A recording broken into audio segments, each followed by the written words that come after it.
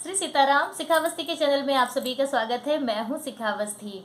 ज्येष्ठ मास के शुक्ल पक्ष की एकादशी तिथि जिसे निर्जला एकादशी या भीमसेनी एकादशी के नाम से जाना जाता है। एकादशी का व्रत वर्ष 2024 में 18 जून दिन मंगलवार को रखा जाएगा। इसी दिन निर्जल व्रत करके फिर द्वादशी वाले दिन 19 जून को व्रत पारण किया जाएगा। तो आज इस वीडियो में हम बात करेंगे एकादशी व्रत पारण का शुभ समय क्या है और शुभ विधि क्या है।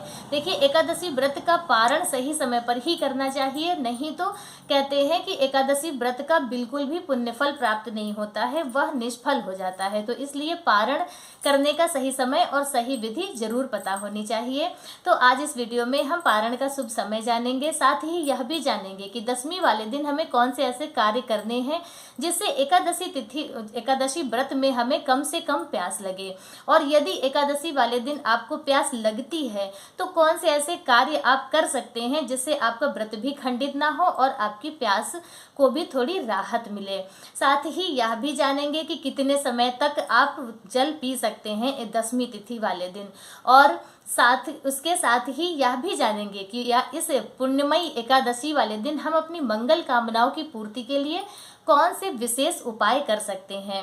तो इसी एक वीडियो में आपको बहुत सारी जानकारी मिलने वाली है, इसलिए वीडियो लास्ट तक जरूर देखें, और वीडियो अच्छा लगे तो कमेंट करके जरूर बताएं, और वीडियो को लाइक जरूर करें। चैनल पे पहली बार आए हैं तो चैनल को सब्सक्राइब जरूर कर लीजिए। तो चलिए वीडियो की शुरुआत करते हैं। सबसे पहले हम यह जान लेते हैं कि एकादशी व्रत पारण करने का शुभ समय क्या है। एकादशी व्रत पारण 19 जून को सुबह 5:25 से 7:30 का समय शुभ बताया जा रहा है। इतने ही शुभ समय पे आपको व्रत पारण कर लेना है। व्रत पारण करने से पहले आपको एक ब्राह्मण दंपत्ति को भोजन कराना चाहिए।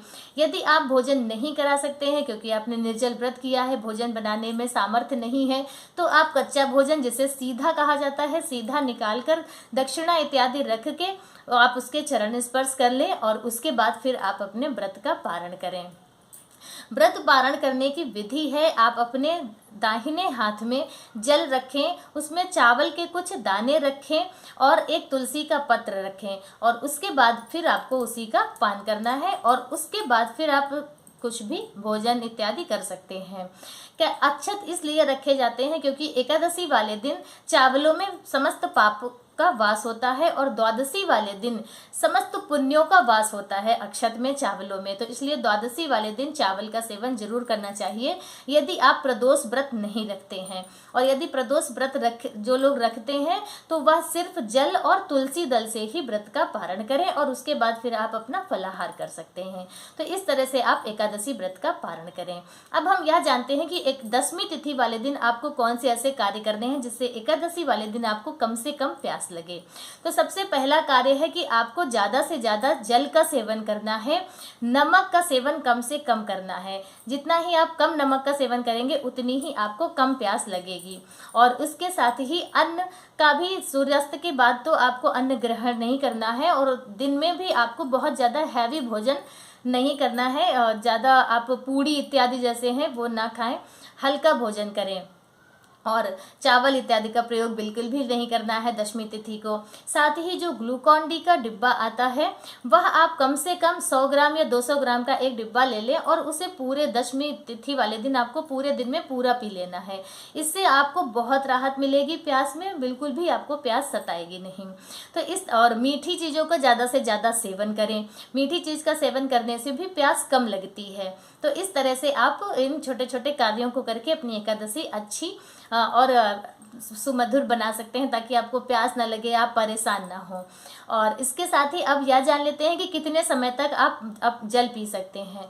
तो कई जगहों से हमने ऐसा पता भी किया है, गुरुजनों द्वारा भी सुना है कि सूर्योदय से दिन की अपनी शुरुआत होती है। तो सूर्योदय के पहले तक आप जल ग्रहण कर सकते हैं, यानी कि 2:30 से 3 बजे तक आप जल ग्रहण कर सकते हैं, तब तक आप जल पी सकते हैं।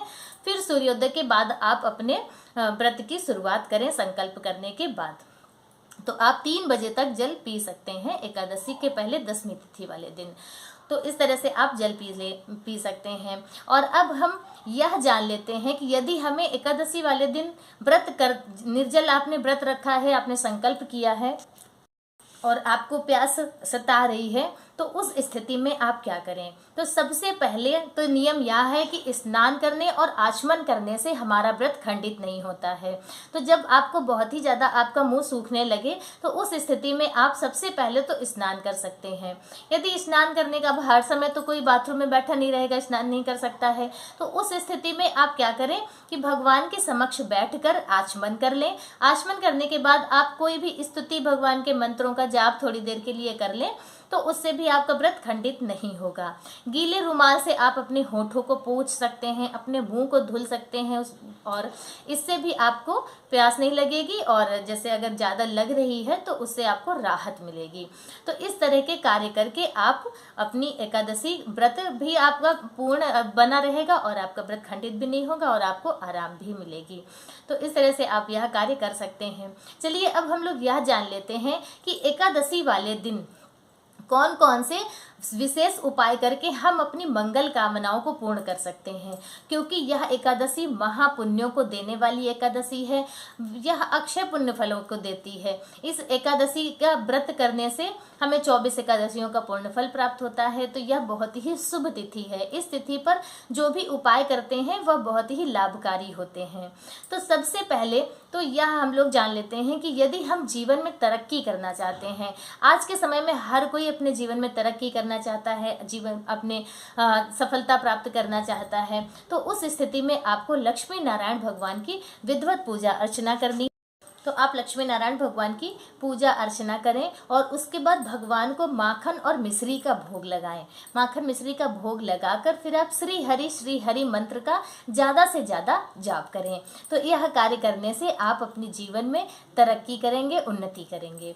अब हम यह जानते हैं कि हमें अब कोई भी हम लोग कोई भी शुभ कार्य करना हो, कोई भी धर्म का कार्य करना हो, तो उसमें धन की आवश्यकता जरूर होती है, लक्ष्मी की आवश्यकता सभी को जरूर होती है। बिना धन के हम कोई भी पूजा पाठ अनुष्ठान इत्यादि नहीं कर सकते हैं।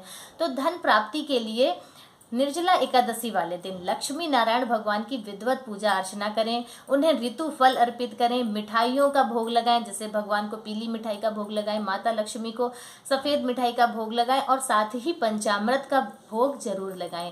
पंचामृत का भोग लगाने से धन वैभव की प्राप्ति होती है, लक्ष्मी की प्राप्ति होती है, आय में वृद्धि होती है। तो इस तरह से आप भी लक्ष्मी नारायण भगवान को पंचामृत का भोग जरूर लगाएं। अब हम लोग यह जान लेंगे कि आर्थिक तंगी से निजात पाने के लिए, यदि पैसा आ रहा है, रुक नहीं रहा है, घर में बीमारियां लगी हैं, ज़्यादा से ज़्यादा खर्चे हैं, तो बिल्कुल परेशानी है, आपके पास धन संबंधित कई परेशानियां हैं, तो उस स्थिति में आपको क्या करना चाहिए? उस स्थिति में आपको लक्ष्मी नारायण भगवान की पूजा अर्चना करनी है और फिर भगवान विष्णु को आपको केसर युक्त कच्चे दूध से अभिषेक करना है। शुद्ध देसी गाय का दूध लीजिए, कच्चा दूध होना चाहिए, उसमें केसर की कुछ पत्तियां जो आती हैं, पतली पतले धागे जैसे होते हैं, तो वह डाल दें और उसके बाद उसी दूध से भगवान का अभिषेक करें। इससे भगवान बहुत ज़्यादा प्रसन्न होते हैं और आपके जीवन से आर्थिक तंगी से निजात मिलेगी।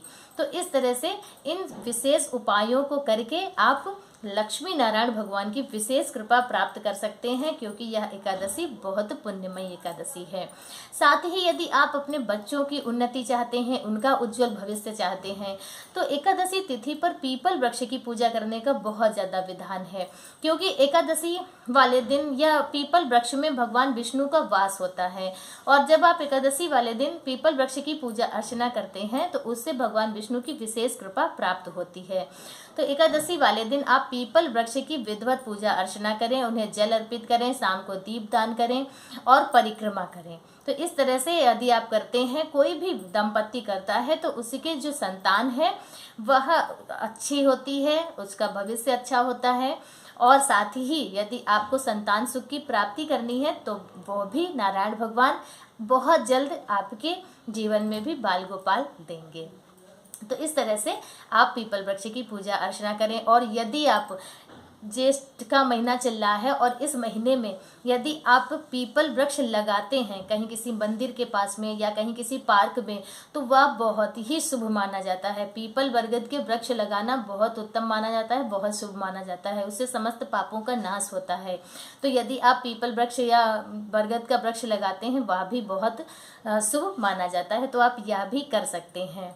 तो इस तरह से आप अपनी निर्जला एकादशी, भीमसेनी एकादशी का व्रत कीजिए, पारण कीजिए और इन विशेष उपायों को करके अपनी विशेष मंगल कामनाओं की पूर्ति कीजिए।